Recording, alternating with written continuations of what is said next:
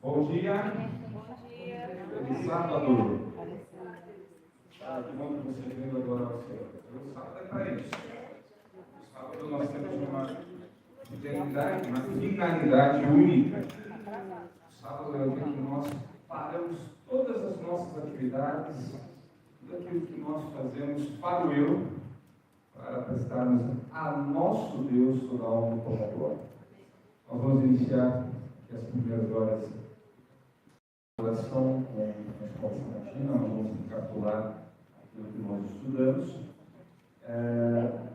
Nós vamos trabalhar um pouquinho mais condensado, porque nós temos hoje aqui pela manhã uma agenda um pouquinho mais carregada, tá bom? Nós vamos tentar aqui nessa recapitulação tentar extrair aquilo que realmente devemos extrair para a aplicação na nossa vida.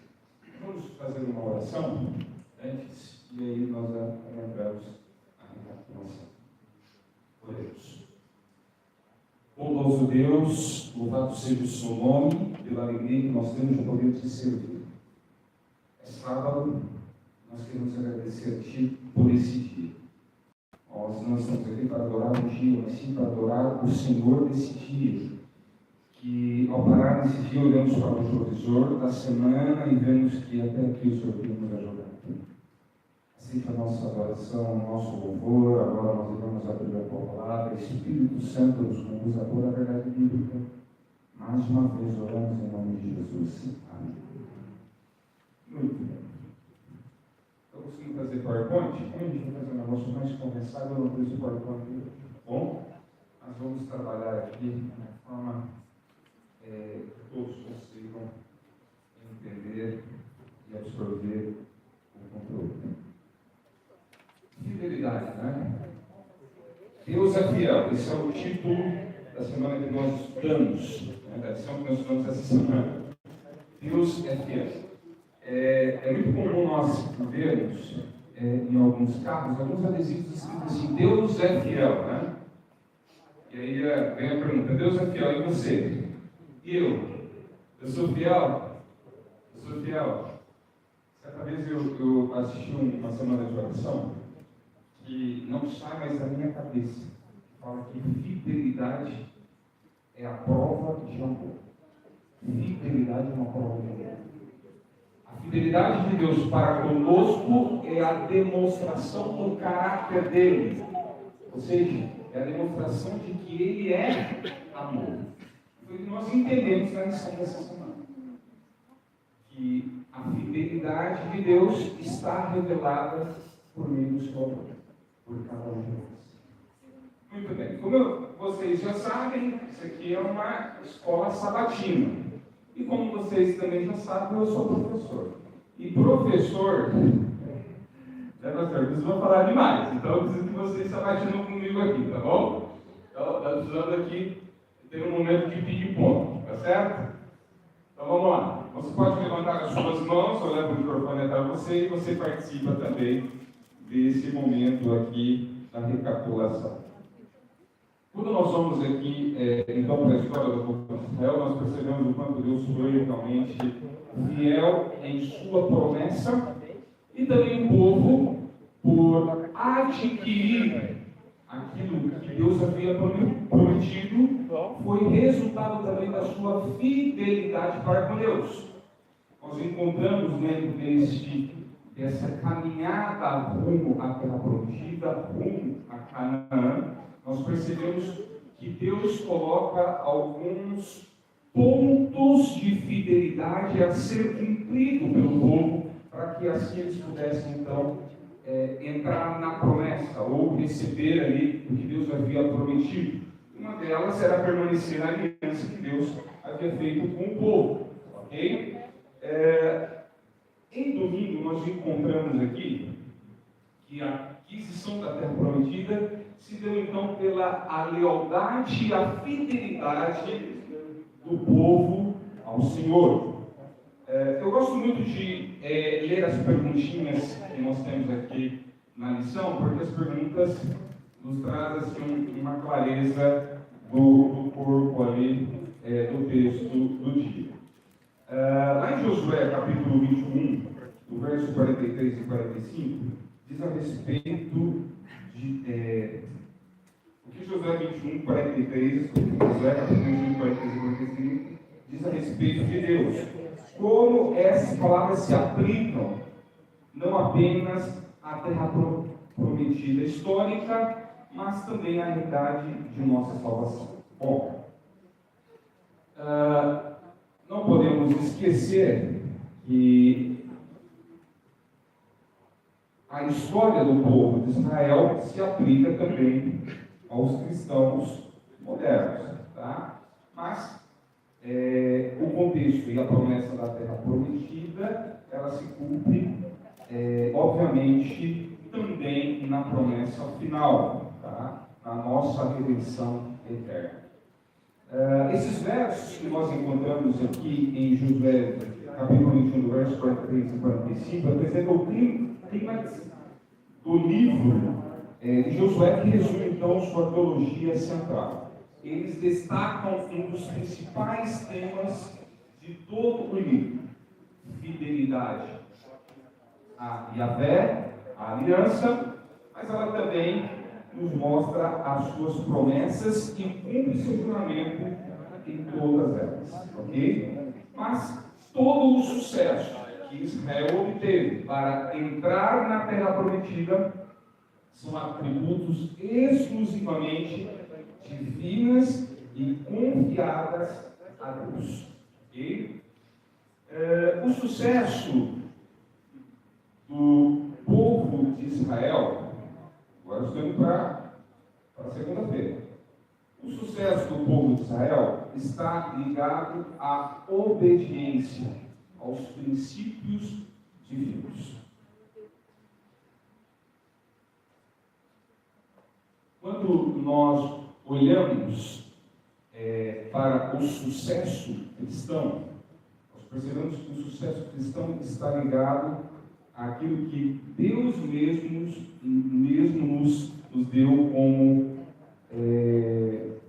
ferramentas para sermos, então, cristãos de sucesso. Eu estou falando cristão de sucesso, estou falando no sentido espiritual, ok? Lembrando que sucesso aqui não está se referindo à salvação, está se referindo a ter uma vida de comunhão genuína, uma vida cristã genuína.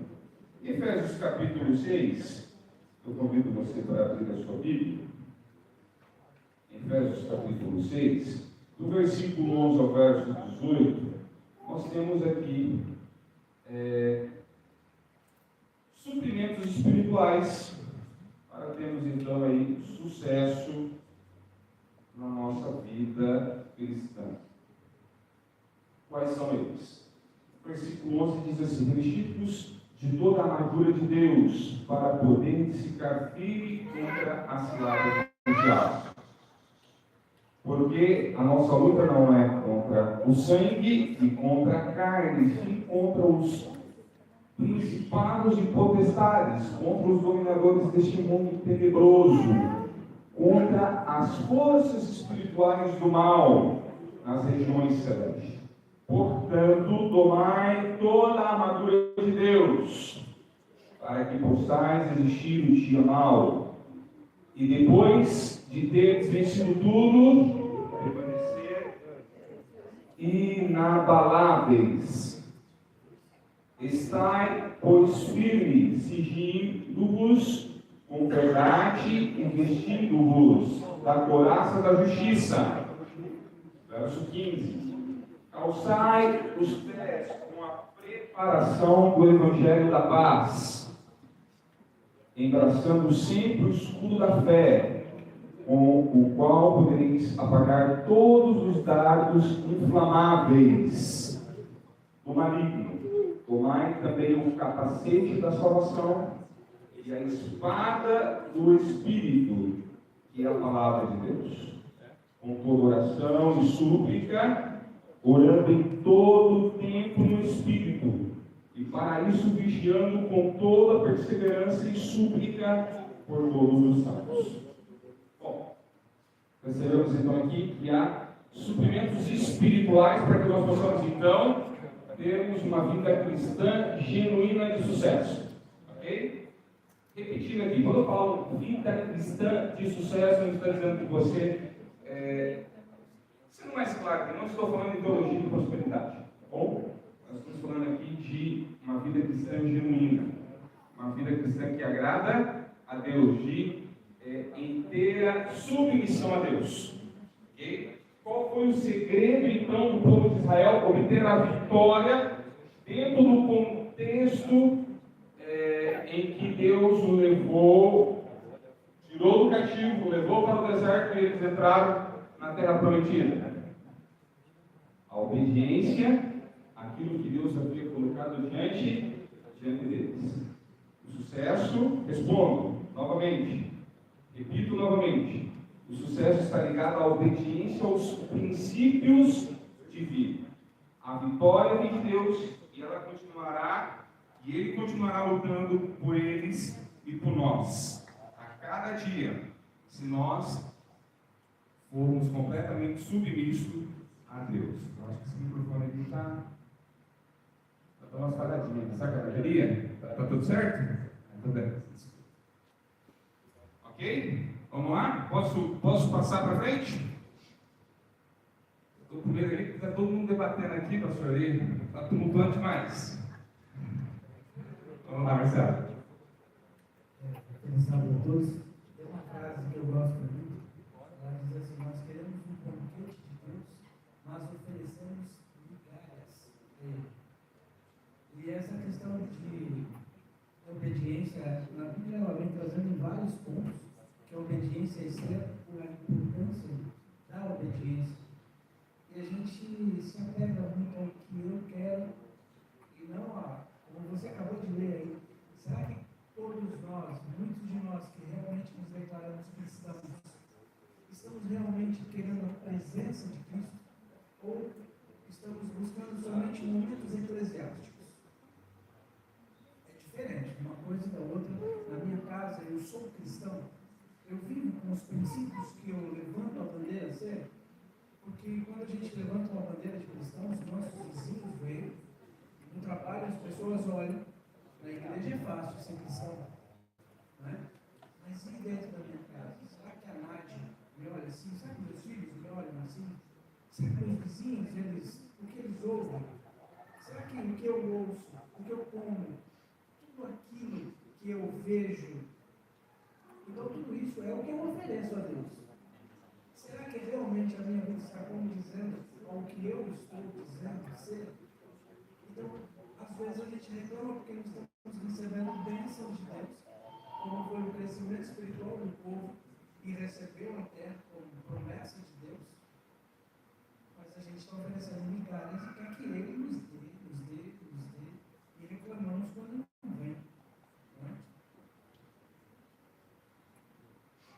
É tão gostoso quando nós ouvimos de uma pessoa assim, essa é uma mulher de Deus, né? Esse é um homem de Deus, né?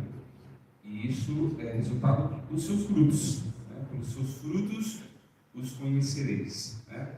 Mas quando nós falamos também de vitória, nós podemos entender que nós, como cristãos, vencemos não por méritos próprios, mas por méritos de Cristo Jesus. Ok? Quando Paulo nos dá aqui esse suplemento espiritual em Efésios capítulo 6, do verso 11 ao verso 18, eu absorvo esse texto por uma forma de admoestação. Acho que ele está dando uma puxadinha de orelha em mim, particularmente, dizendo assim: olha, filho, o que você precisa é seguir o que realmente está aqui no verso 11 ao verso 18. Você precisa revestir da armadura de Deus, você precisa estar cingido da justiça de Deus, você precisa ter um estudo da fé, você precisa ter mais fé, você precisa calçar a pregação do Evangelho, você precisa colocar o capacete da salvação, ter diariamente uma meditação voltada ao santuário celestial, convicção de que é salvo em Cristo Jesus. E isso sim será o combustível para que você tenha, então, sem dúvida, sucesso na sua vida cristã. As vitórias humanas, especialmente no âmbito espiritual, dependem então de Deus na vitória de Cristo sobre as forças do mal. O sucesso do povo de Israel para entrar na Terra Prometida, para se manter ali, era exclusivamente do Senhor. Aqui no rodapé, no finalzinho, diz assim: as vitórias de Israel não podiam ser atribuídas às forças estratégicas. Da mesma forma, a vitória espiritual sobre o pecado e a tentação foi garantida por meio do sacrifício e da ressurreição de Cristo Jesus. Mas o povo de Deus hoje precisa contar constantemente com suprimentos espirituais concedidos pelo Espírito Santo para viver uma vida triunfante. Já na terça-feira, ao entrar na Terra Prometida, Deus fez algumas limitações ao povo.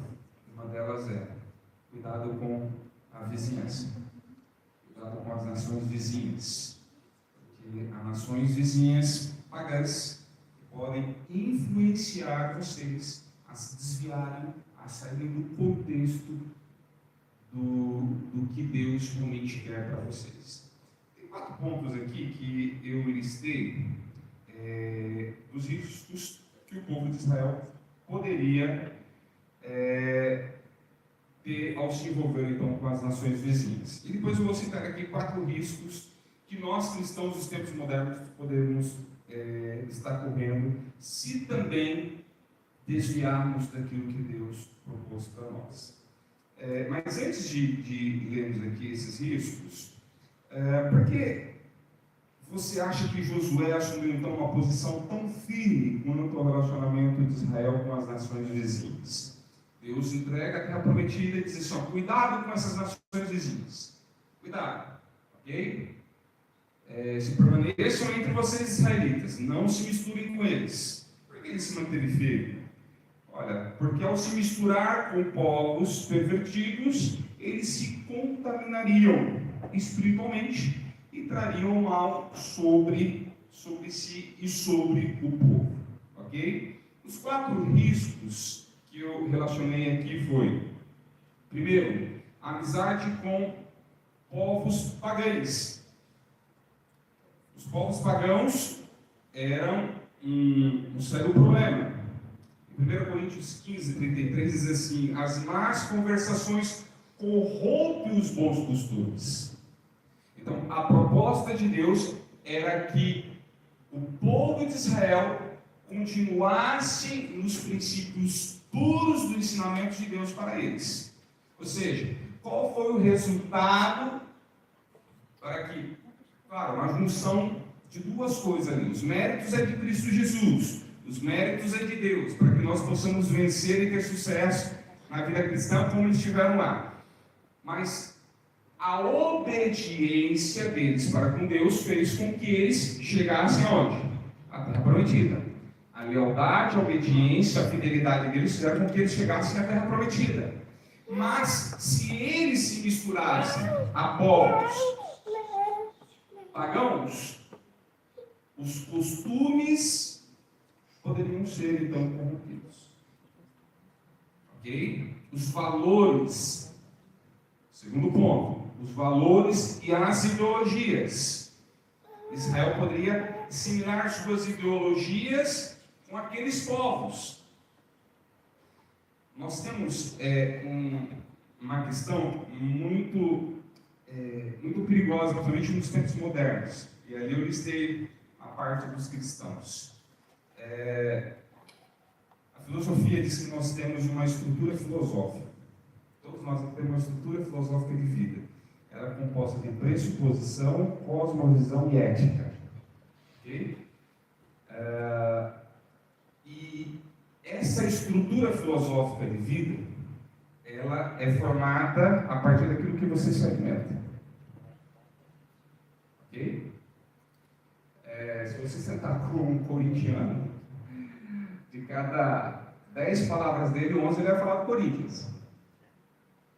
Se você sentar ali com um palmeirense, de 10 palavras dele, 11 ele vai falar do Palmeiras.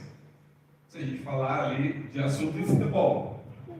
Ok? Porque ele sempre se alimenta disso. Então ele vai ter pressuposições formadas a respeito daquilo que ele se alimenta.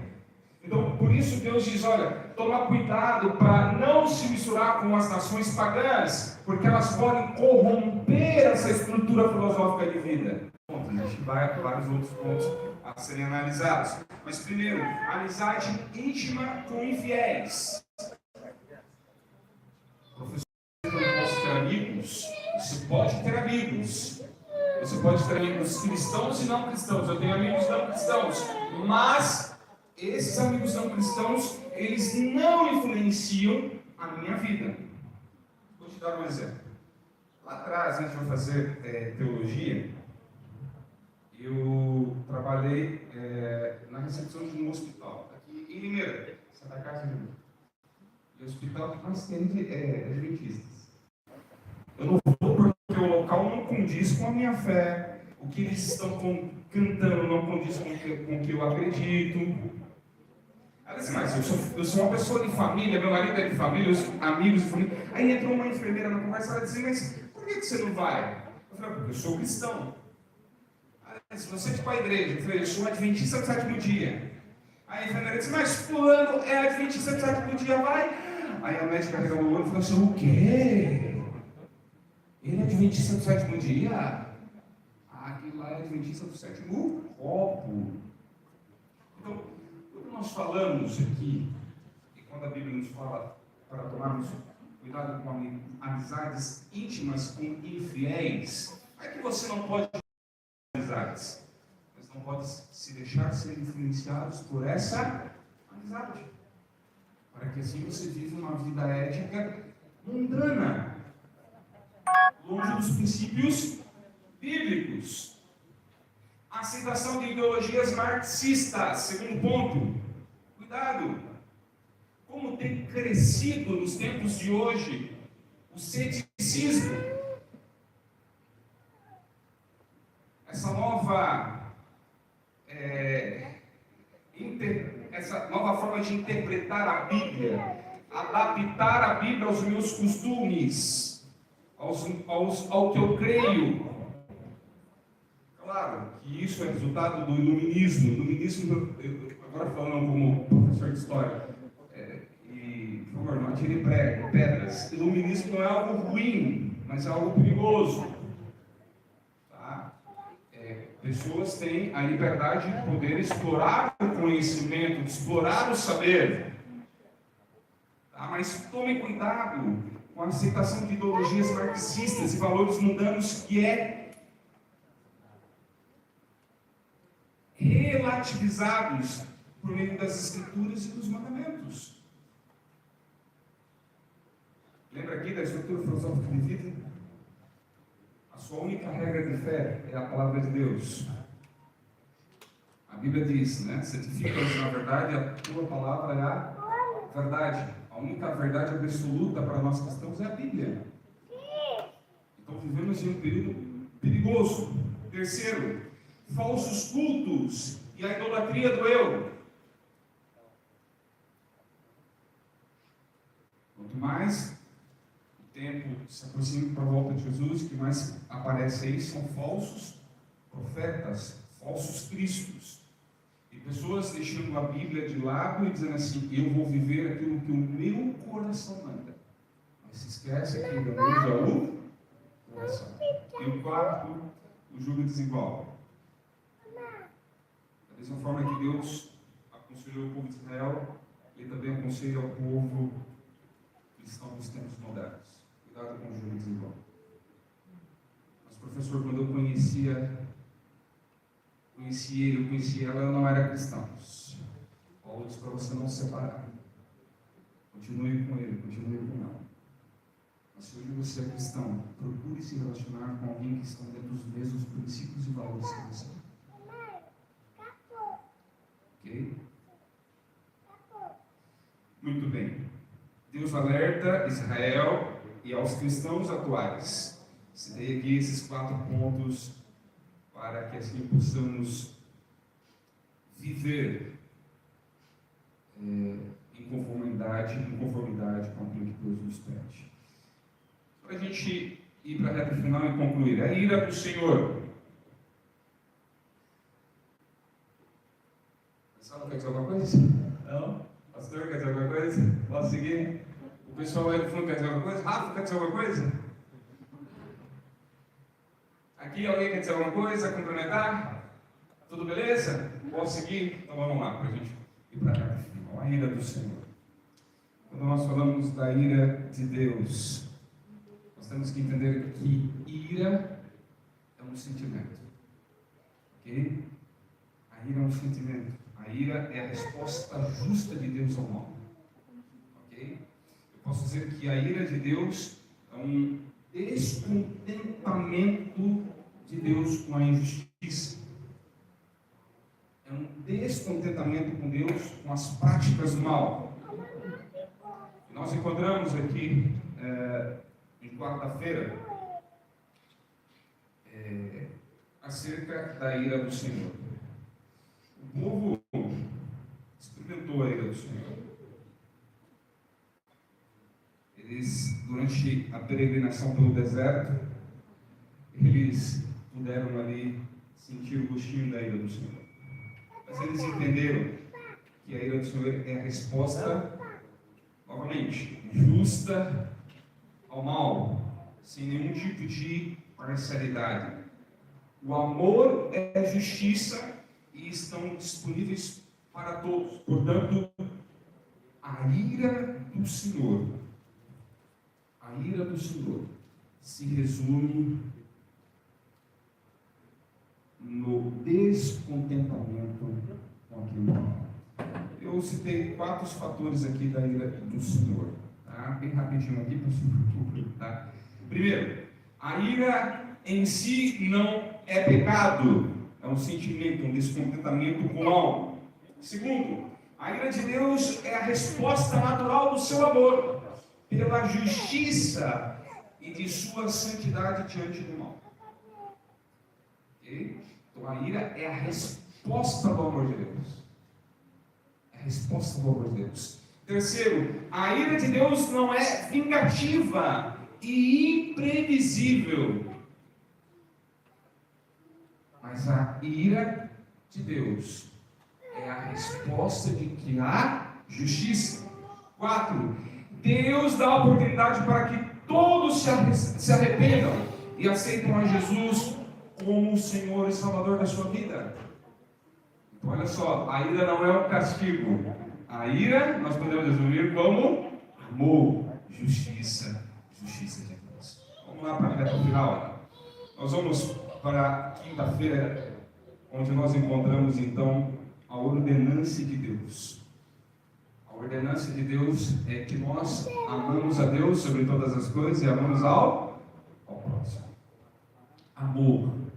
Amor é o caráter de Deus. Nós somos criados à imagem e semelhança de Deus.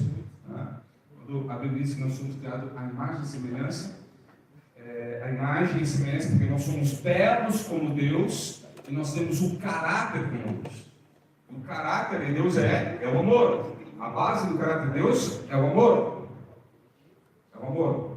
Agora, mas você pode dizer assim, mas professor, o que nós encontramos aqui parece que é Deus impondo o amor. Ele impõe o amor. Quando nós vamos para o contexto de Josué 23:11, Deuteronômio 6:5, percebe-se aí que Deus está impondo o amor. Dizendo assim, olha, vocês precisam me amar.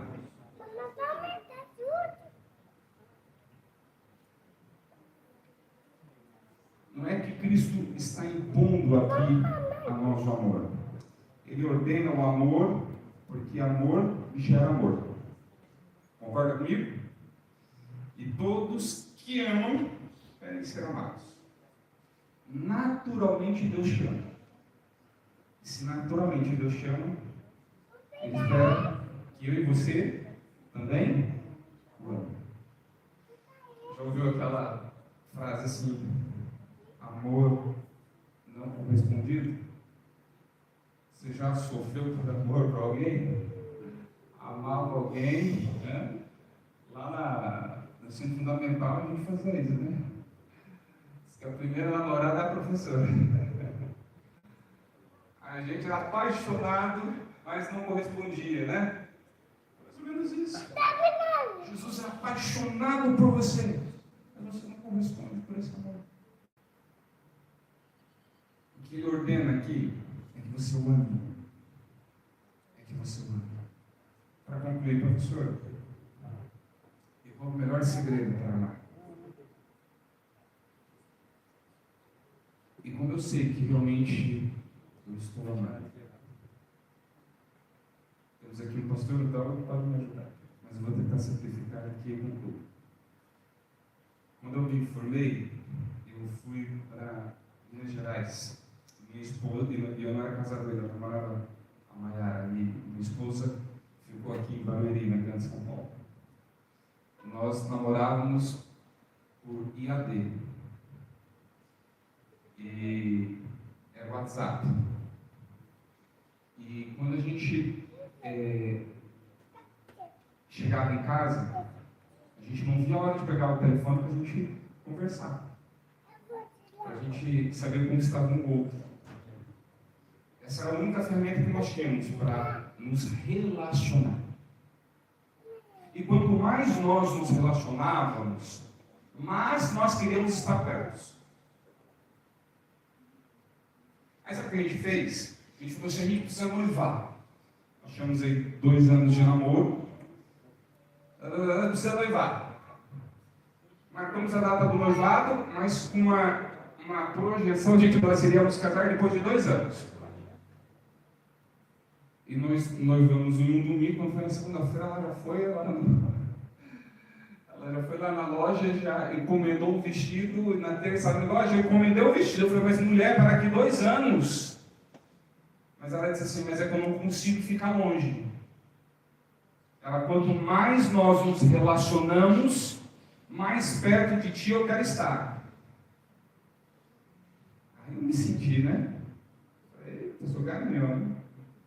Mas não, esse é o resultado do relacionamento. Quanto mais eu relaciono, mais aumenta o meu amor. Então veja bem, esse é o termômetro para você saber se você realmente está amando a Deus como realmente Ele quer que você o ame. Quanto mais você se relaciona com Ele, mais certeza você terá de que você o ama. Porque dúvidas de que Deus te ama, você não tem. Porque a cruz nos revela que Ele realmente nos ama. A sua existência e a sua vida aqui revela que Ele nos ama. Mas o seu relacionamento com Deus já irá dizer se realmente você ama Ele intensamente. Que nós temos uma vida um pouco corriqueira, né? Tantas coisas para se realizar durante um dia que, às vezes, vamos confessar, a gente sai de casa sem estudar a lição, sem ler a Bíblia, sem fazer música. Mas não deixe de passar o dia, não deixe de deitar na cama, sem ter o seu momento com Deus.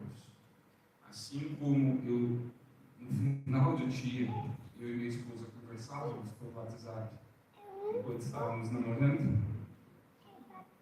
Você, antes de dormir, se o seu dia foi carregado, tenha o seu momento com Deus. E pode ter certeza que esse amor não terá cada vez mais. Amém? Vamos lá. Obrigado, Senhor nosso Deus, porque Deus é fiel. Ele é tão fiel que Ele entrega Cristo Jesus para morrer na cruz por nós. Isso é uma demonstração de amor, de misericórdia. Obrigado, Senhor, porque nos tempos modernos nós também somos comparados com o povo de Israel, onde nós estamos agora caminhando para aquilo que o Senhor nos prometeu, um novo céu e uma nova terra. Não são por méritos nossos, mas são por méritos de Cristo Jesus que nós chegaremos lá.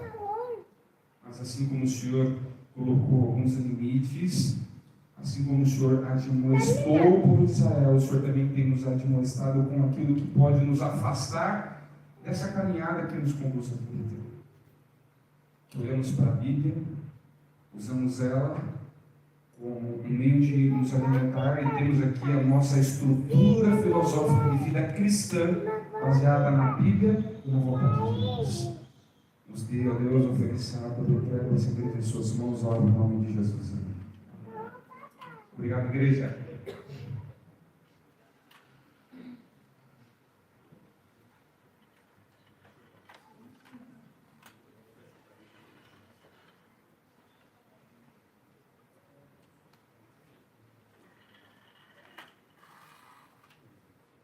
Muito bem. Feliz sábado, irmãos. Vocês estão aí? Estão aí? Estão comigo? Está tudo certo? Tudo bem com vocês? Maravilha. Pessoal, já estamos até um pouquinho desfalcados, né? Chega final de ano, né? O pessoal vai viajando. Hoje é 20 de dezembro. Muita gente viajando, muita gente passeando.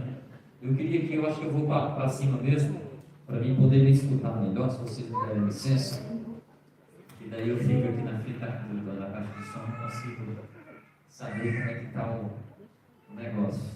Deixa ele para cá, e aí fica... Ah, agora eu entendi. Agora eu estou conseguindo entender. Porque se for pegar aquele giro aqui, eu preciso nem mexer na base. Muito bem. Queridos, nós vamos para um momento muito especial aqui agora, que é a dedicação e a apresentação de uma criança. Hoje nós vamos apresentar e dedicar ao Senhor aqui a netinha do irmão Reginaldo, da irmã Nilza, e é uma alegria para nós que como igreja fazer parte desse momento, dessa família que é tão querida para nós. Então eu queria convidar aqui à frente o Felipe, a Laís e a Olívia. Hoje é a apresentação da Olívia aqui na nossa igreja, tá bom? Então eles vão vir aqui à frente, por favor. Isso. Muito bem. Podem vir, podem vir. A Olívia,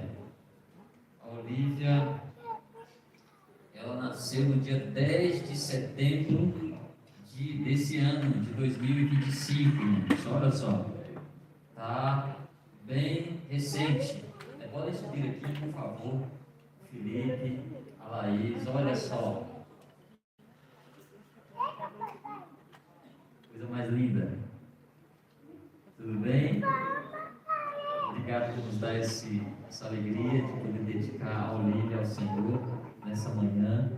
Eu, com toda a minha experiência de bebê, de criança, eu não sei se eu vou ter coragem de pegá-la aqui, porque só na hora da oração mesmo, porque é o necessário aqui, irmãos.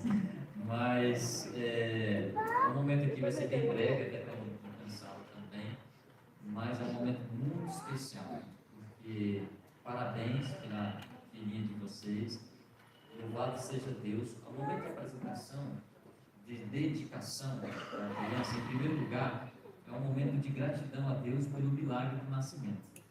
Nós louvamos a Deus porque ela nasceu bem, nasceu saudável. Isso é um milagre.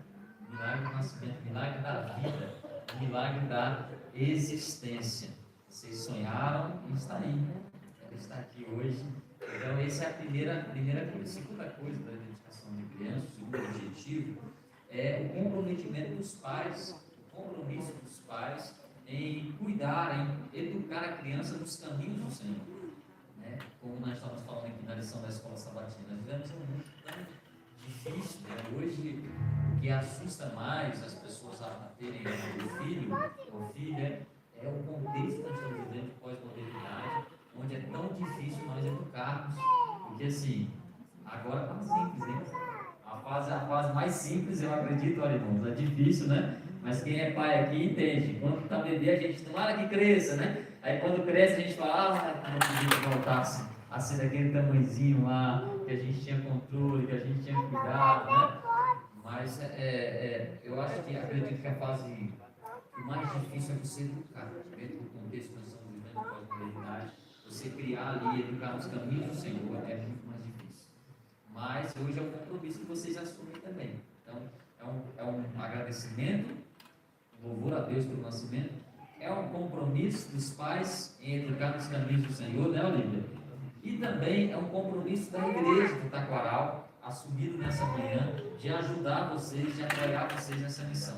Sempre que vocês puderem estar por aqui, eu sei que vocês estão lá em Curitiba, né? Mas quando vocês estiverem por aqui, venham aqui à nossa comunidade, porque a gente se compromete também a ajudar vocês nessa caminhada de educar a Olívia. E aqui também, essa é a família da Olívia.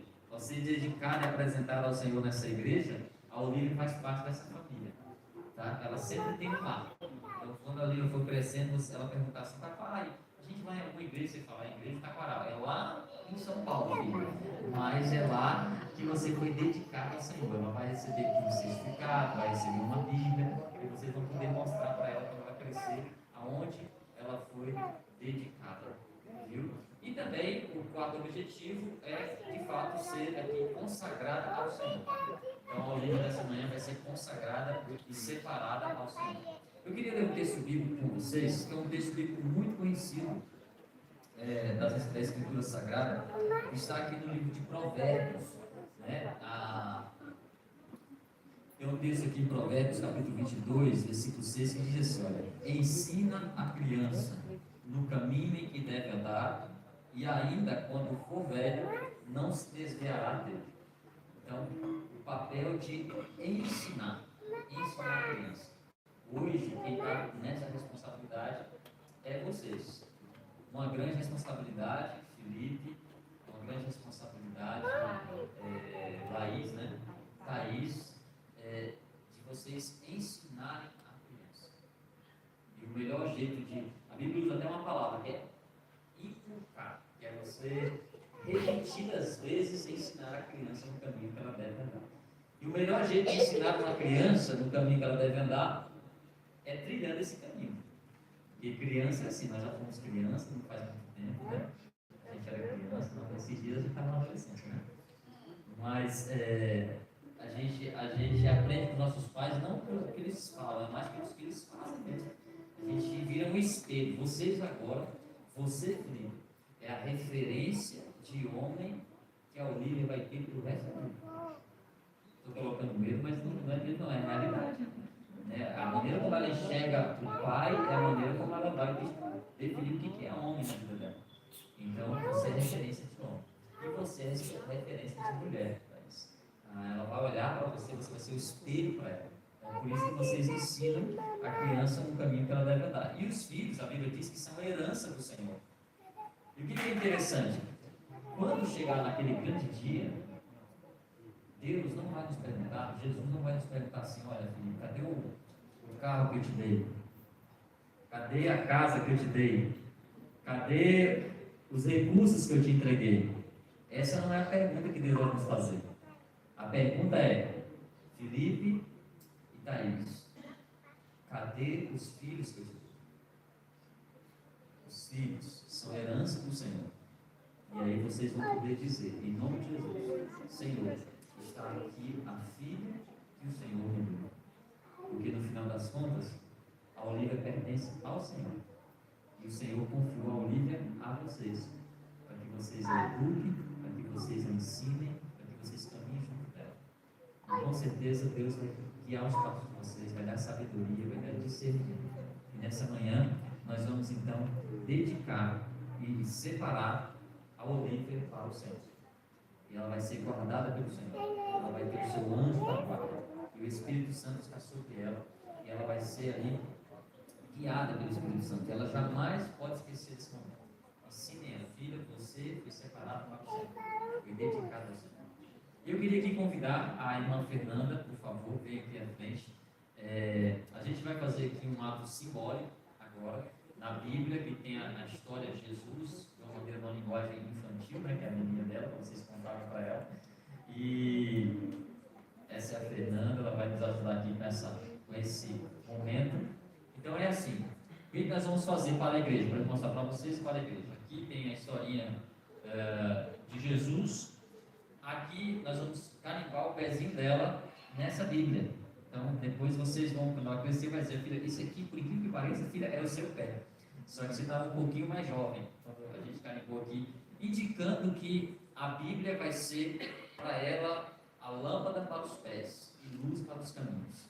Então, esse é um símbolo que ela vai usar a Bíblia como sua regra de fé, de valores, de princípios para caminhar com ela na vida dela, tá bom? Então, eu vou pedir a ajuda da Fernanda, eu seguro aqui a Bíblia, tá? E aí a gente vai fazer esse momento aqui. Olha só, gente, os dedos gigantes, coisa mais linda. Olivia, olha só, Olivia, deixa aberto, mostra para a igreja, é assim que fica, queridos, olha, aqui mostrando que esse pezão enorme aqui, né, a caminhada dela, os valores e princípios são baseados na palavra de Deus. Fernanda, se você puder segurar, depois você deixa eu secar um pouco mais, tá? Daqui a pouquinho a gente vai fazer uma oração. Além disso, aqui nós temos o certificado de dedicação infantil, tá? O certificado da igreja, ela vai receber aqui com a data e o local onde foi apresentado, tá bom? Fernanda, se você puder também, que eu vou pedir ela para lá. Não, eu vou entregar para ela, depois eu vou explicar. Tem o certificado, viu? Ela também, como dedicada aqui na nossa igreja. E agora, nós vamos ter um momento especial, depois eu vou fazer a oração. Mas como ela tem poucos meses, aí vai fazer 4 meses, não é isso? 4 meses, eu não vou me arriscar a andar com ela aqui, irmãos. O pastor não vai fazer isso nessa manhã. O que eu vou pedir é que eu vou andar, mas o pai vai me ajudar com isso. O pai vai levar a criança, quem vai fazer? Ou o pai ou a mãe, fica a critério de vocês dois aí, quem tiver mais jeito aí para andar com ela aqui. Só para a gente apresentar para a igreja, tá bom? Aí você vai me seguir, a gente apresenta para os irmãos, e depois a gente volta, eu pego ela aqui e a gente faz uma oração, tá bom? Mas enquanto a gente vai fazendo isso, nós vamos ter uma mensagem musical especial. Eu queria convidar aqui o irmão Reginaldo, o avô, olha que coisa, que privilégio, o irmão Reginaldo já é avô, hein, irmão Reginaldo? A irmã Nilza, que também é avó, chegou para mim e disse: pastor, sou avó. Pois é, irmã Nilza, vem aqui para nós cantarmos a mensagem musical. E aí, e a tia também vai cantar aqui, né? Esse trio vai cantar o louvor. E enquanto vai cantando o louvor, nós vamos apresentando para a igreja e vai passando também um vídeo aqui de fotos, do momento, do acontecimento, com breve história, tá bom? Então, pode colocar o louvor, por favor. Vamos lá? Vamos descer aqui. É o Felipe que vai comigo mesmo, né, Felipe? Tá certo.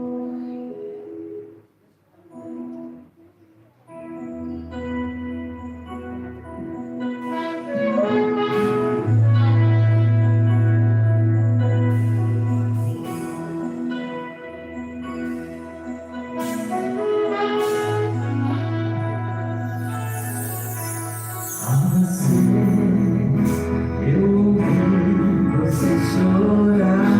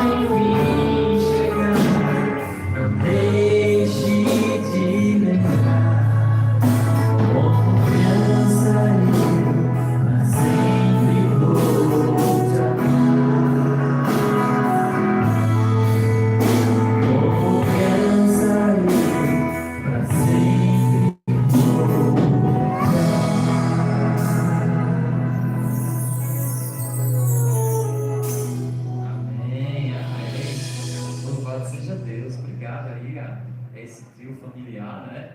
Que bênção. Como criança, Deus vai sempre amar a Olivia desde o dia que ela foi gerada até a eternidade. Ela vai ser amada pelo Senhor e jamais será esquecida do Senhor. Viu? Por isso nós estamos dedicando ela nessa manhã.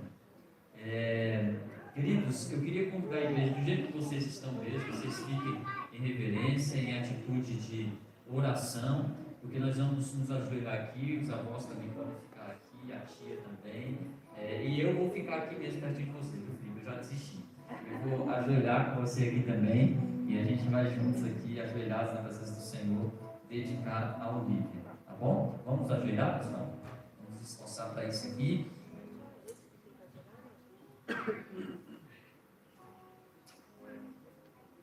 Senhor nosso Deus, estamos ajoelhados diante do Senhor nessa manhã de sábado, reconhecendo, Senhor, a Tua grandeza, o Teu amor, a Tua bondade e a Tua misericórdia.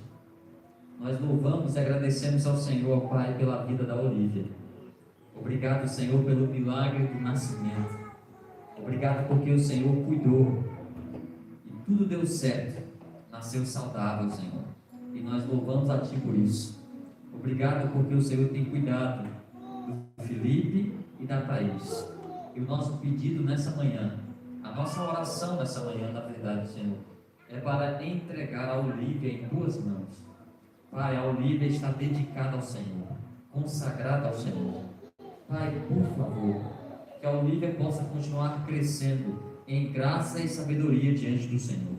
Que o Senhor continue guardando ela, Senhor, aonde quer que ela for e aonde ela colocar a planta do pé, Senhor, que possa ser uma bênção na vida das pessoas, que a Olivia possa ser uma luz desse mundo, Senhor, que ela possa ser o sal dessa terra, que ela jamais esqueça, Senhor, que ela pertence ao Senhor.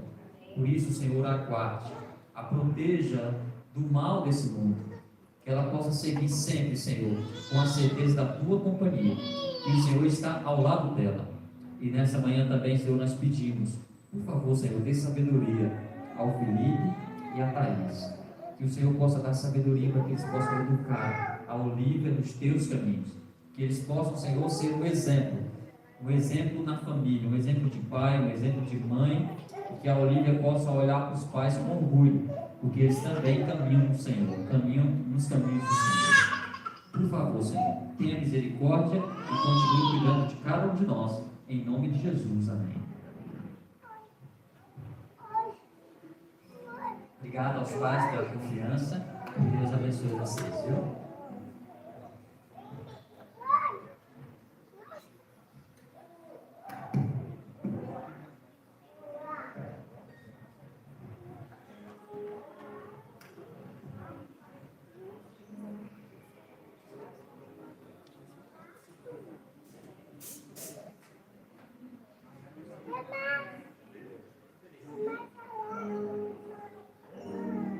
Sábado a todos. Opa! Muito bem.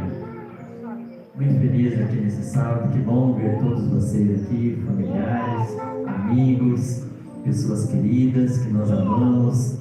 Nós somos, como já foi dito, adventistas do sétimo dia. E nós acreditamos na volta de Jesus.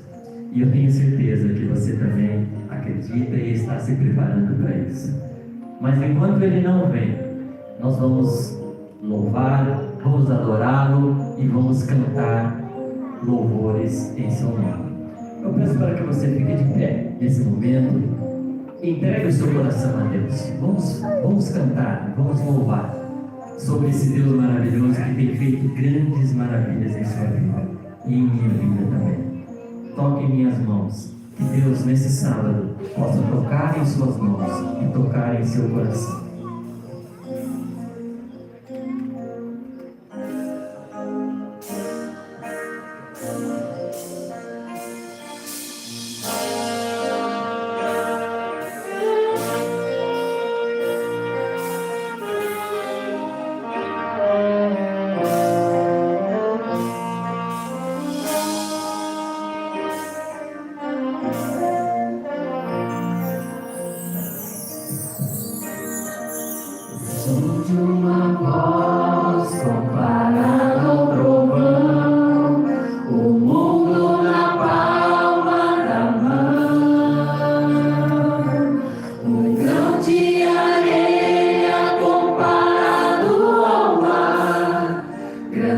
grandeza que eu não posso explicar. Por isso, Senhor, me achego a ti, prostrado diante do altar. Eu sou pecador, tu és Salvador, aceita o meu humilde louvor. Levanta as mãos em oração para alcançar meu trono, Pai. Tome minhas mãos, meu ser sorrir ao imaginar tuas mãos a me encontrar. O Deus de toda glória, vindo me abraçar.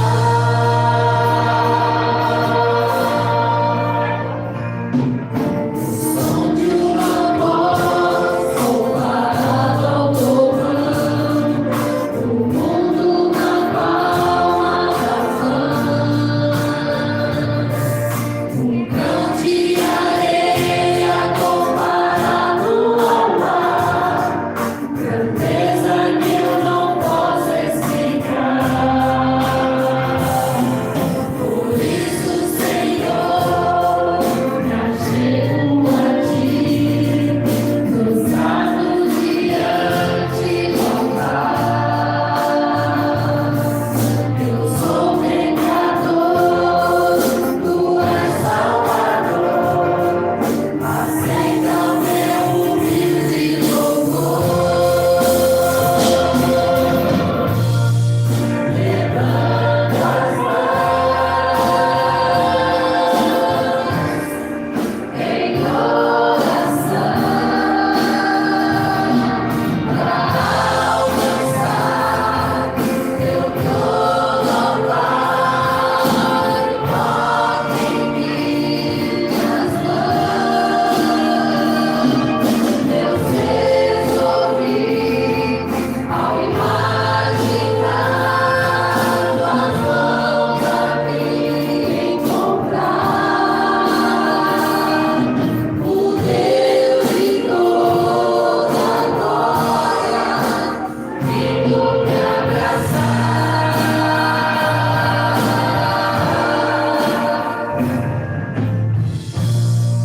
Levanta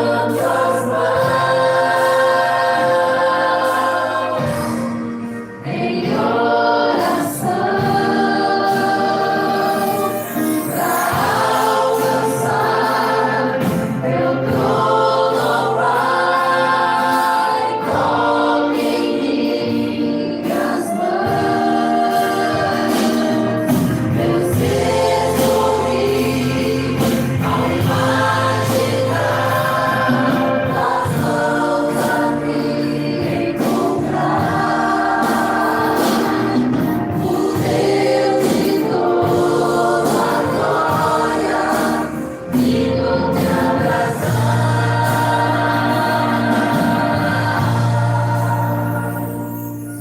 O Deus de toda glória, vindo me abraçar.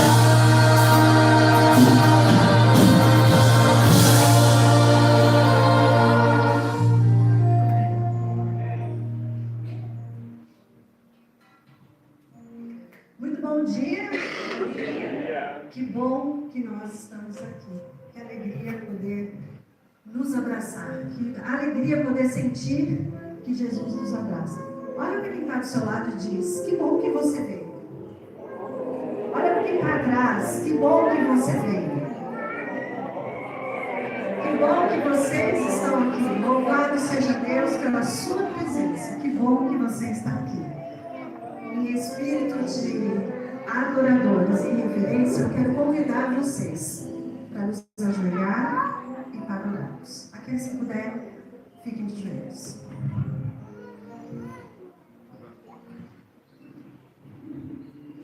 Querido Deus, muito obrigada, Senhor, por mais um sábado. Muito obrigada por estarmos aqui.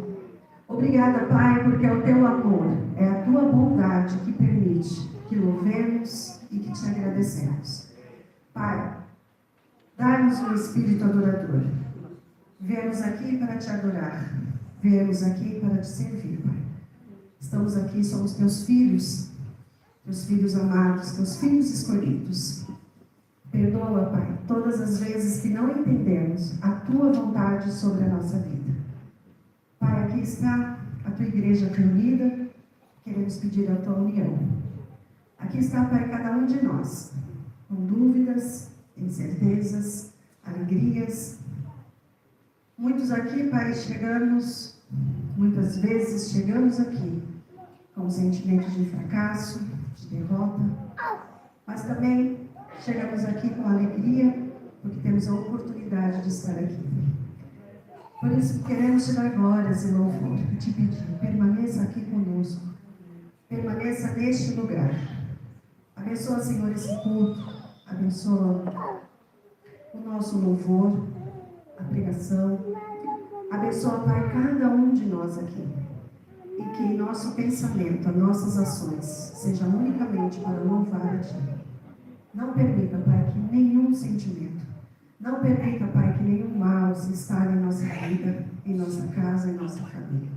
Afasta de nós todo sentimento de angústia, tristezas, incertezas, e dá-nos um espírito adorador, pensamentos corajosos, para entendermos, Pai, que no dia que o Senhor voltar, possamos estar em pé para receber o teu abraço. Fica conosco, é o que pedimos e agradecemos, e é em teu nome que oramos. Amém.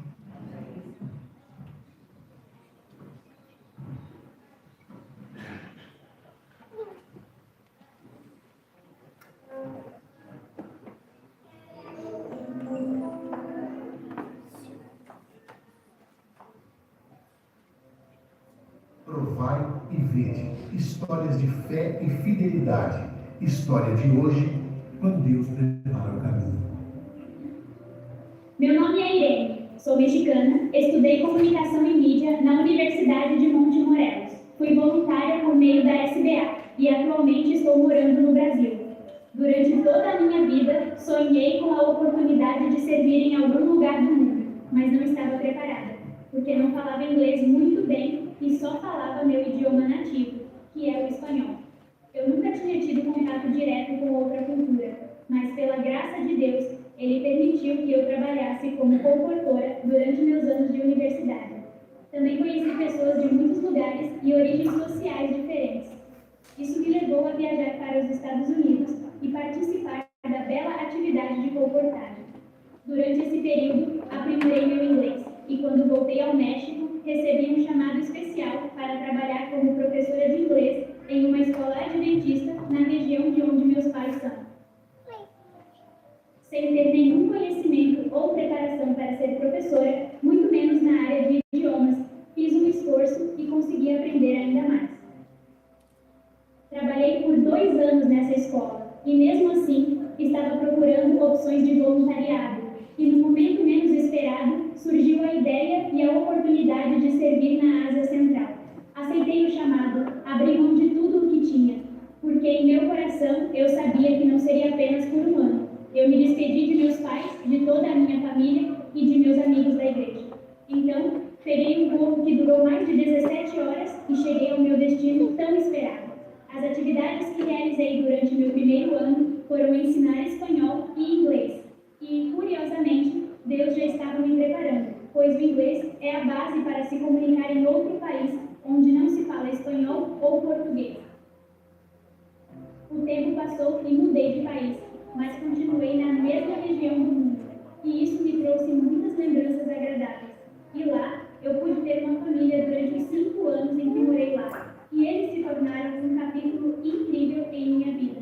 Nos últimos 3 anos de serviço voluntário, trabalhei como produtora, cuidando de gravações, conteúdo para mídias sociais, e às vezes ajudava no centro de idiomas, onde outros voluntários trabalhavam como professores. Estar nessa parte do mundo não é fácil, pois a cultura é muito forte. A mentalidade e o estilo de vida são quase comunistas e não se pode fazer proselitismo abertamente. Apesar disso, testemunho milagres e a mão de Deus o tempo todo. 5 anos se passaram e eu também senti o desejo de continuar servindo a Deus, mas em um lugar diferente. Foi aí que Deus enviou alguém da América do Sul, enviou o pastor Johnny Oliveira e em uma conversa, ele me pediu o meu currículo.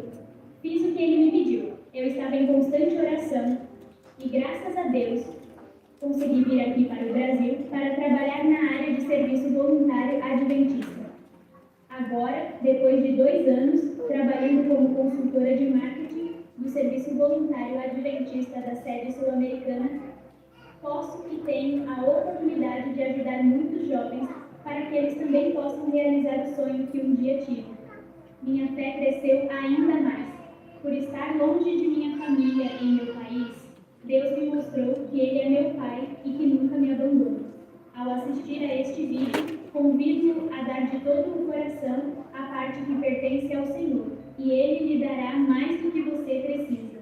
E se você tem o desejo de servir em qualquer lugar do mundo, convido-o a se preparar. Aprenda um idioma, matricule-se em uma escola missionária, transforme o mundo, transforme o seu mundo. Agora chegou a hora de adorarmos juntos, através dos dízimos e ofertas.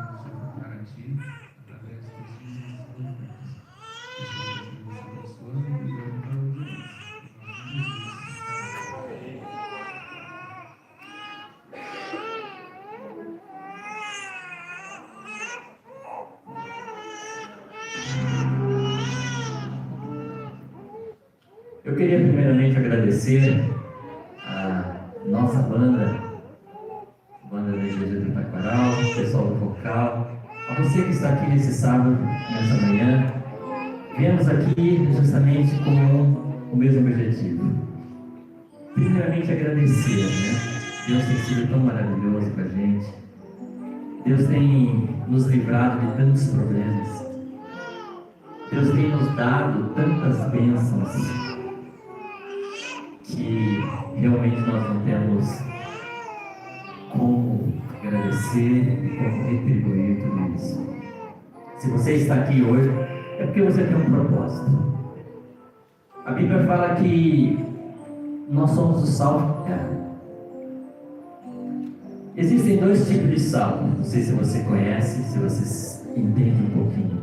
Existe o sal que é insípido, é aquele sal que não tem gosto, não tem sabor. E existe o sal forte. Vamos classificá-lo aqui como sal grosso, aquele sal forte, né, que tem um sabor. O sal insípido serve simplesmente para derreter a neve. Agora, o sal verdadeiro, esse dá o sabor, ele dá o gosto, né? E para isso que nós temos que ser o sal verdadeiro, levar sabor à vida das pessoas. O nosso objetivo aqui nesse mundo passageiro é fazer com que o amor de Deus encontre corações, fazer com que o amor de Deus busque aquelas pessoas necessitadas que precisam conhecer esse amor e esse Deus maravilhoso. Eu peço mais uma vez para que você fique de pé. A banda e o vocal está aqui para auxiliá-lo a você a cantar. Então cante, louve, coloque o seu coração nesse hino, o sal da terra. Vamos louvar e vamos cantar.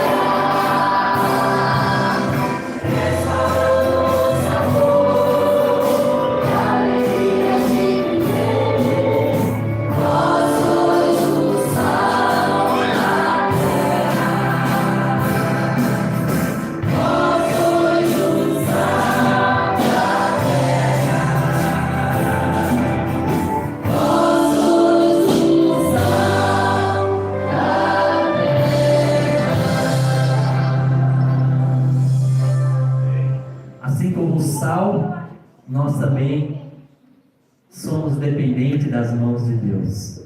Deus é um oleiro e Ele quer moldar a sua vida, quer moldar o seu coração, Ele quer moldar o seu caráter. Nosso caráter pecaminoso, a nossa vida pecaminosa nesse mundo terrível, há esperança. A esperança é Deus. A esperança é Jesus. E Ele, nessa manhã, quer moldar o seu coração, mudar a sua vida. Entregue o seu coração na vida nas mãos desse Deus.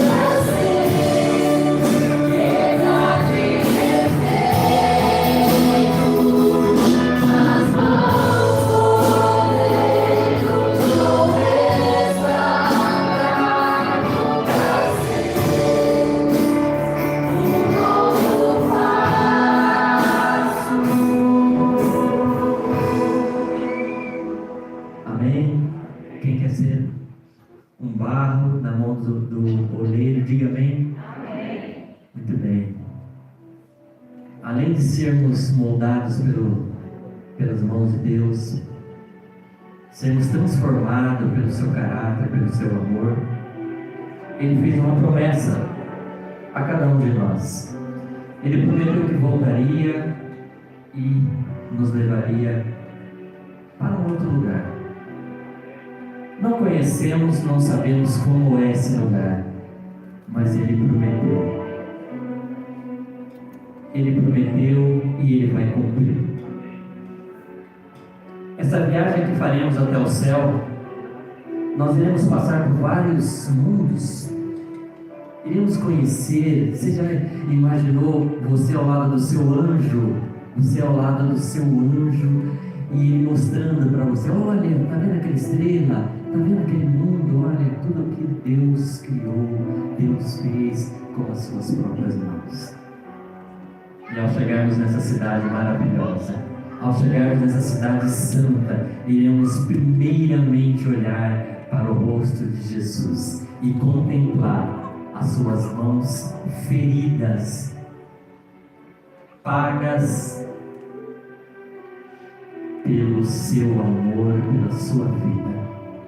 E se nós estivermos lá, eu tenho certeza que cada um de você tem essa vontade, tem esse desejo e vai estar, iremos presenciar o pagamento feito por Deus para que possamos estar lá.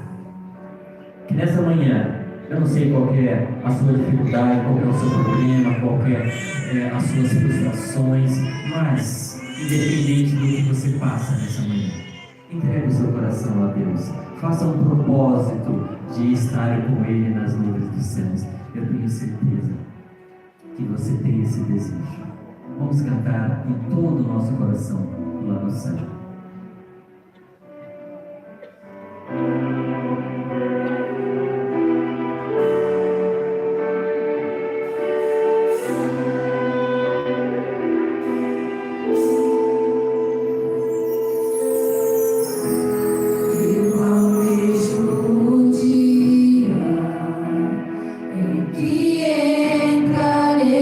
Jerusalém.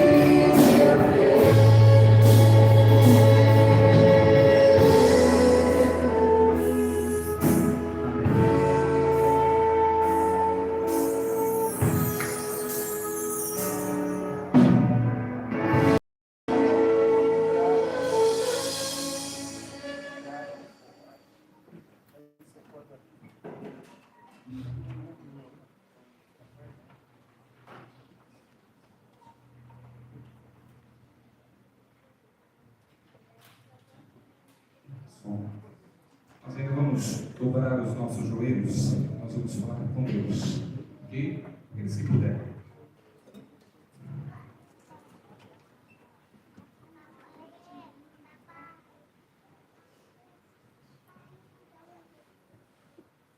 Louvado seja o seu nome, Senhor nosso Deus, pela alegria que nós temos de poder estar aqui nesse sábado para prestar a Ti esse culto. Nós queremos já desde agora agradecer pelo ano de 2025, um ano que foi para alguns de vitória, para outros talvez turbulento, mas todos nós chegamos aqui dizendo, Ebenezer, até que o Senhor tem nos ajudado. E a certeza que nós temos é de que falta pouco para encontrarmos Jesus nas nuvens do céu, com poder e grande glória, e assim vivermos a eternidade contigo. Aceite a nossa oração, aceite, ó Deus, também os nossos dízimos e ofertas. Oramos também agradecidos pela Tua palavra, porque nós iremos abrir agora e nós temos ainda esse privilégio de poder estudá-la e extrair dela aquilo que o Espírito quer falar aos nossos corações. Use-me mais uma vez, eu oro em nome de Jesus. Amém.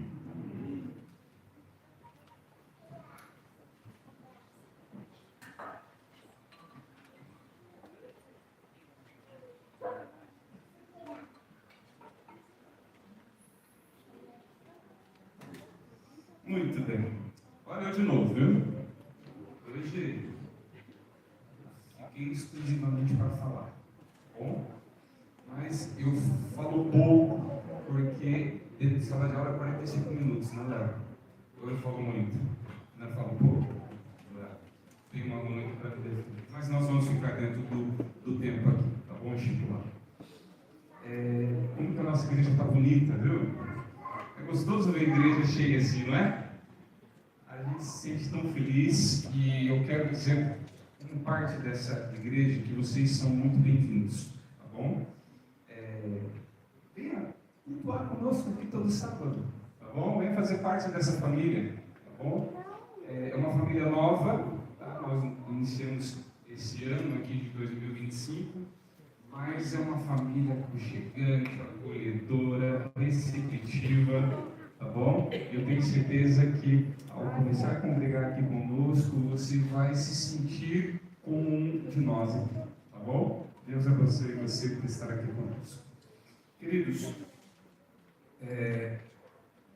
como vocês já devem ter percebido, eu sou professor, eu leciono aqui no Colégio Taquaral, eu leciono História e Ensino Religioso. E em uma certa ocasião, eu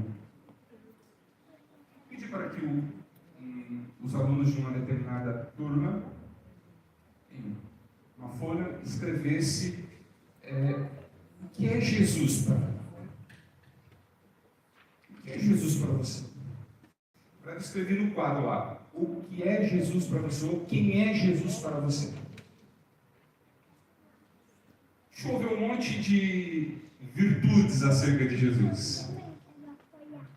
E me chamou a atenção uma jovenzinha, uma aluna que chegou em mim e disse assim, professor, eu coloquei um monte de coisas aqui, eu não sei se é isso que o senhor quer, mas eu coloquei aqui o que eu tenho ouvido aqui no colégio sobre quem é Jesus. Eu quero pintar. Eu fiquei abençoado naquele momento, né? Ao perceber que essa instituição não é mais um colégio, mas sim que é o colégio que Deus plantou nesse planeta, para ser também um ponto de pregação de que breve Jesus voltará. Mas claro, o que a gente aqui está querendo mostrar para você é o seguinte: quem é Jesus para você e como as pessoas aí fora estão sendo impactuadas com esse Jesus que você enxerga, que você consegue ver, o que você vive durante os seus 24 horas por dia.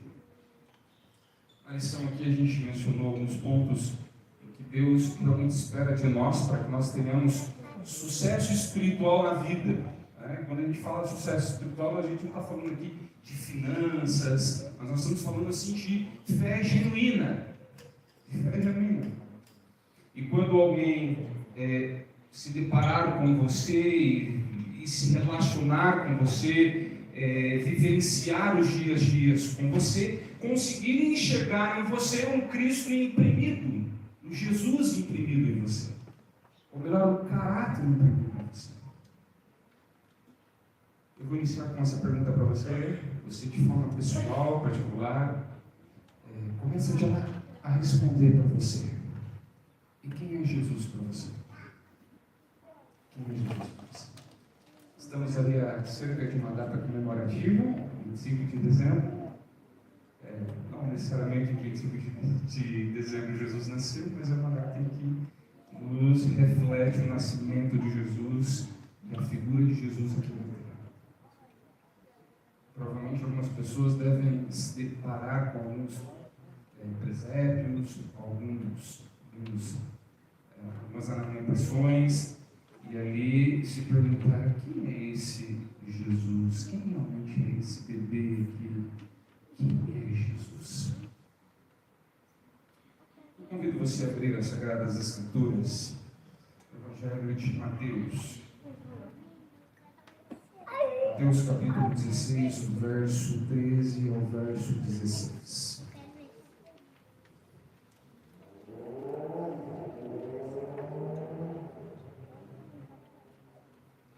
Mateus capítulo 16, do verso 13 ao 16. Vocês perceberam que eu preferi ficar aqui embaixo, né? Eu não gosto de ficar muito ali, não. Tá bom? Tudo bem ficar aqui? Pode ser? Pode ser. Obrigado, viu? Mateus capítulo 16, do verso 13 ao 16, diz assim: Indo Jesus para o outro lado de Cesareia de Filipe, perguntou aos seus discípulos: quem diz o povo ser o Filho do Homem?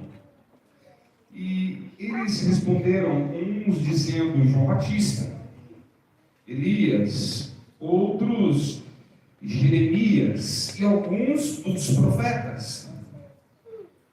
Mas vós, continuou Jesus, quem dizeis que eu sou? Quem dizeis que eu sou? Respondeu Simão Pedro: tu és o Cristo, o Filho do Deus. Jesus não fazia perguntas aqui por falta de conhecimento, mas ele perguntava sempre para revelar o coração do ser humano. Cada pergunta de Jesus é um convite para a reflexão e também um confronto a alguns pensamentos contrários, e também leva algumas das suas perguntas a pressuposições e transformações. Mas o texto nos mostra Jesus conduzindo seus discípulos a Cesareia de Filipe, um lugar estrategicamente escolhido por Jesus. Tem uma razão por que Jesus escolheu ali, para que os discípulos fossem então anunciar quem era Jesus.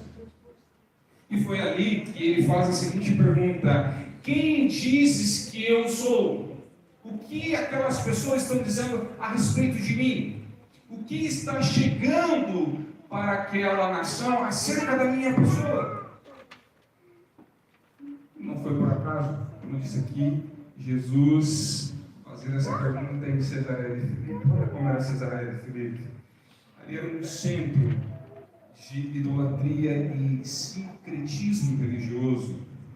Ficava ao norte da Galileia, fora do território judaico.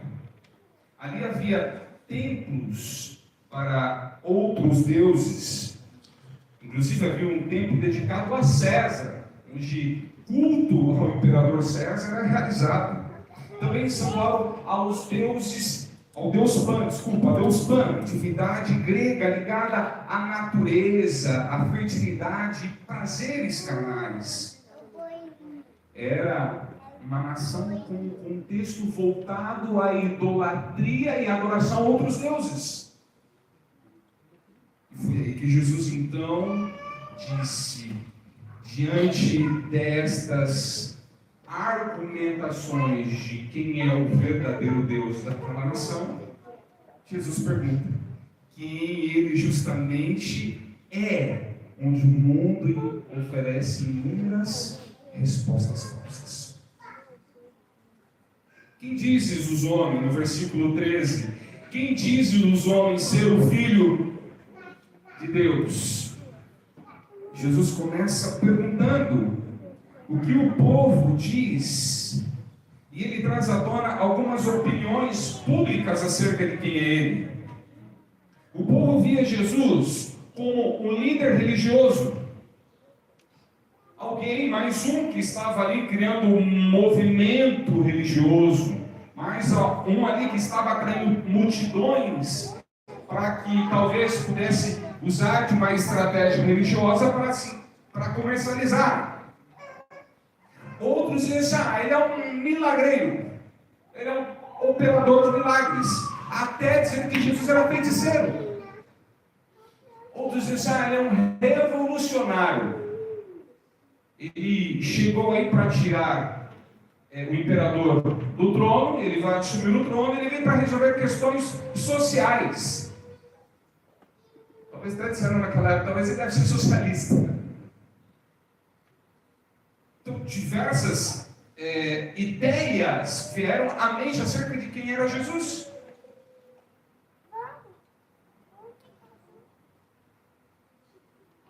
Mas ainda não o conheciam como Messias. Não entendia qual era o verdadeiro propósito de Jesus aqui na terra. Até mesmo os discípulos, em determinada ocasião, não entendiam qual era o verdadeiro propósito de Jesus aqui na terra. Não entendia a teologia da salvação. Não entendia que Jesus ali era o Deus encarnado, que havia se tornado um de nós para pagar o preço do salário do pecado, que era a morte. A história você conhece. Chegamos ao pecado, por ocasião da desobediência, o homem lá no Éden. Romanos diz, o salário do pecado é a morte. O pecado não se explica, e pecado se paga. Sem derramamento de sangue não há remissão de pecados. Foi por isso que Jesus veio. Messias, ungido, aquele que vem para trazer a nós a oportunidade de salvação. Mas as pessoas ficaram divididas em dois pensamentos. Ele é um Messias ou ele é um profeta? Ele é um Messias ou ele é um líder religioso? Ele é um revolucionário social ou ele é um milagroso? Hoje, muitos dizem que Jesus é um grande exemplo, um mestre moral, revolucionário, mas opiniões não é a revelação. A revelação de quem Jesus realmente é, ela está imprimida em você, o seu dia após dia. No versículo 14, diz assim: a eles responderam, uns dizem ser João Batista, outro Elias, outro Jeremias, alguns dos profetas que reencarnaram e aqui estão entre nós. Mas os discípulos repetem as vozes populares de que Jesus seria João Batista, seria Elias, seria alguém que do sobrenatural apareceu, mas nunca dizia que aquele que ali estava vinha da parte de Deus. Todas essas respostas reconhecem Jesus como alguém importante, mas não o reconhece como Deus, não o reconhece como Senhor. É possível admirar Jesus e ainda assim não conhecê-lo verdadeiramente.